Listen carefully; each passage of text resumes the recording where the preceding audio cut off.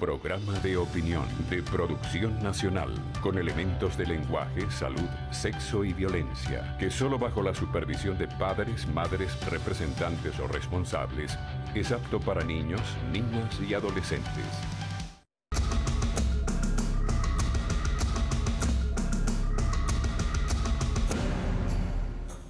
Buenos días, voy a conversar con Ilenia Medina, diputada de la Asamblea Nacional por el Distrito Capital, hermana de mi amigo Pablo Medina. Y de Pastora. De Pastora Medina y de otros. Y de otros. De otros 10 más. Somos 12. Sí. 12. 12. Yo soy la décima.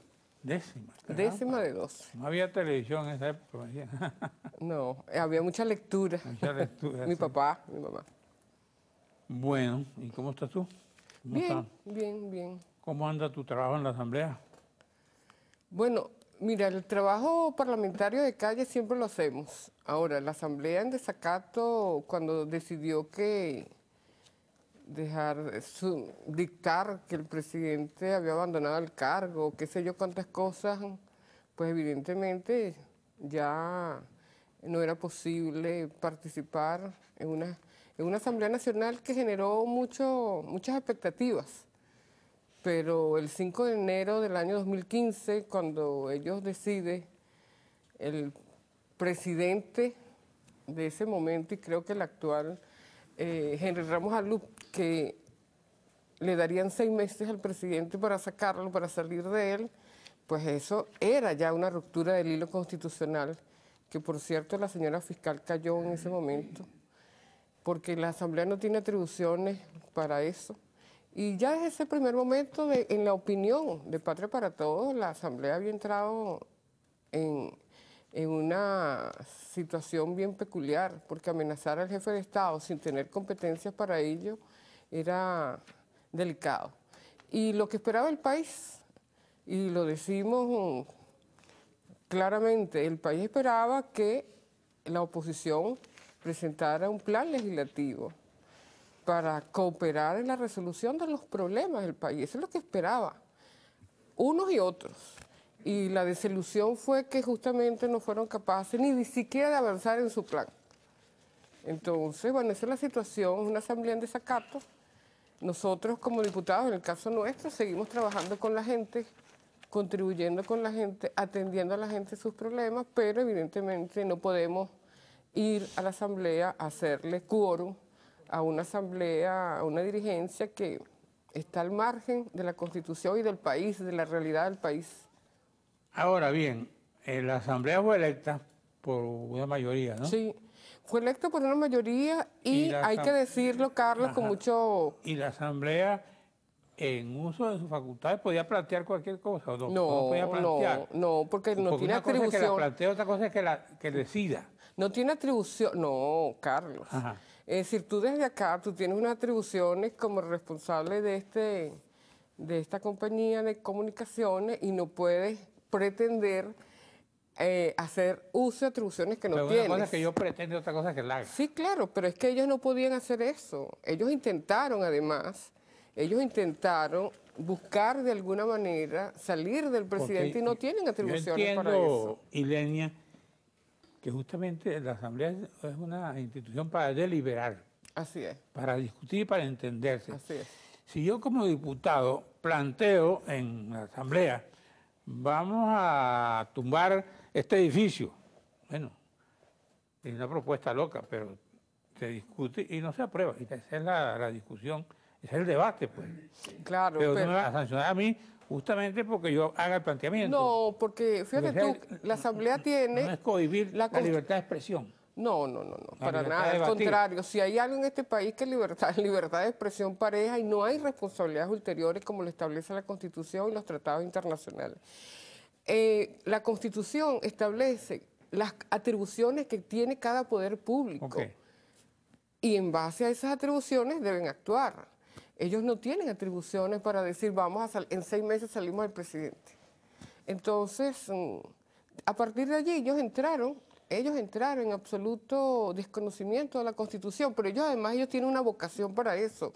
Fíjate tú, Carlos, ellos participaron en la constituyente del 99, fueron parte, algunos. hicieron sus propuestas, redactaron documentos, inclusive modificaron textos, votaron en contra de la Constitución que ellos mismos habían contribuido. En el 2002 disolvieron la democracia y la Constitución.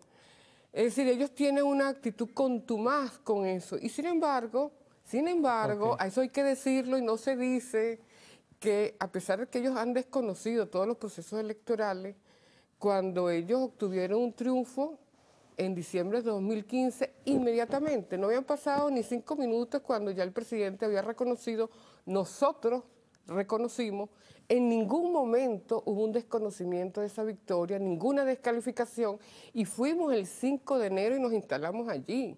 Y estuvimos en las plenarias, en las comisiones, jamás respetando las investiduras que ellos habían adquirido. Quienes se desconocieron a sí mismos fueron ellos. Tenemos que ir a un receso, regresamos.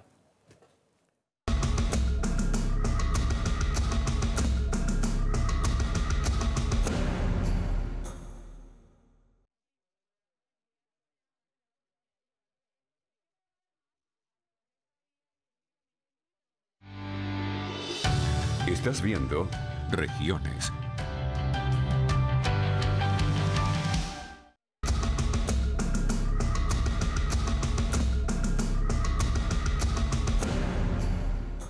Bueno, conversando con Ilenia Medina, diputada a la Asamblea por el Distrito Capital, en desacato, y por eso está ausente de la Asamblea y está en el Parlamento de calle. Sí, siempre. Si alguien te preguntara a ti, saliendo de este programa en la calle, mire, diputada, yo voté por usted, ¿qué ha hecho usted por mí?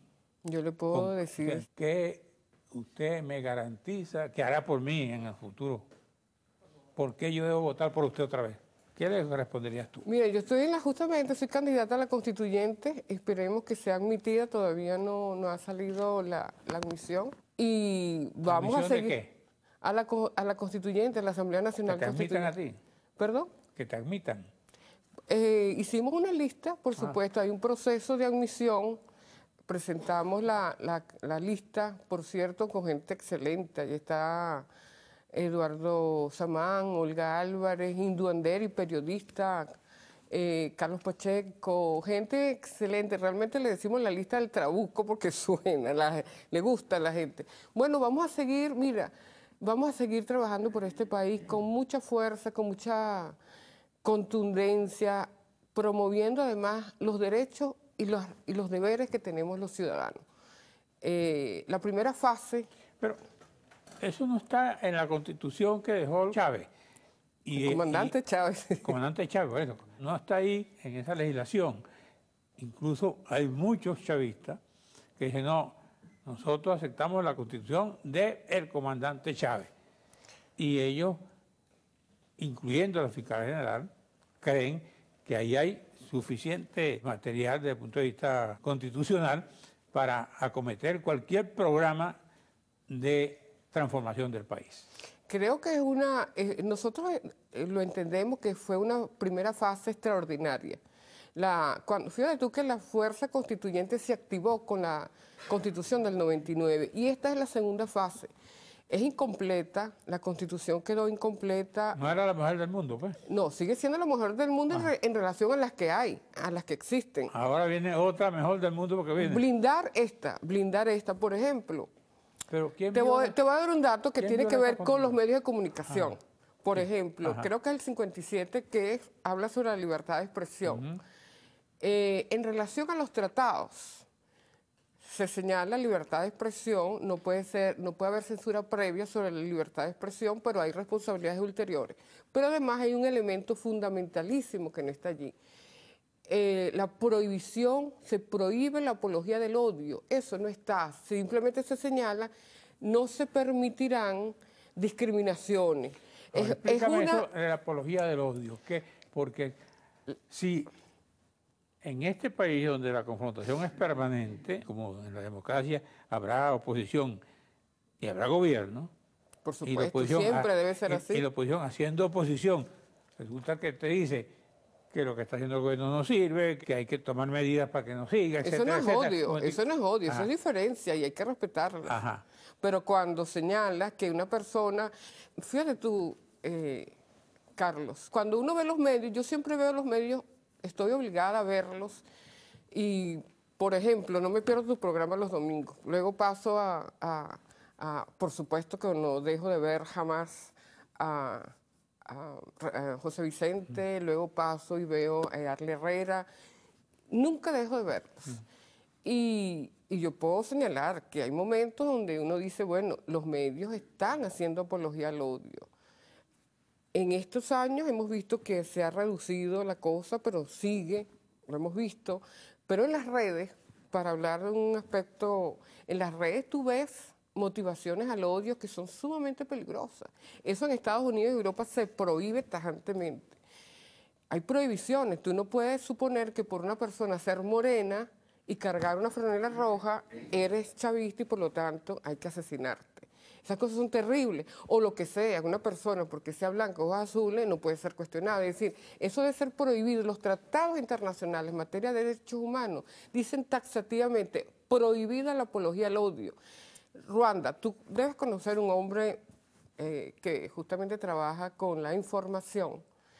Ruanda fue un hito en la historia de los derechos humanos. Desde un medio de comunicación radial se promovió la matanza en Ruanda a través de los medios radiales. A partir de allí, Naciones Unidas y otros organismos internacionales han tratado de establecer parámetros sobre eso. Y eso es sumamente grave y está ocurriendo en Venezuela. Me está señalando el coordinador que se acabó el tiempo. Gracias.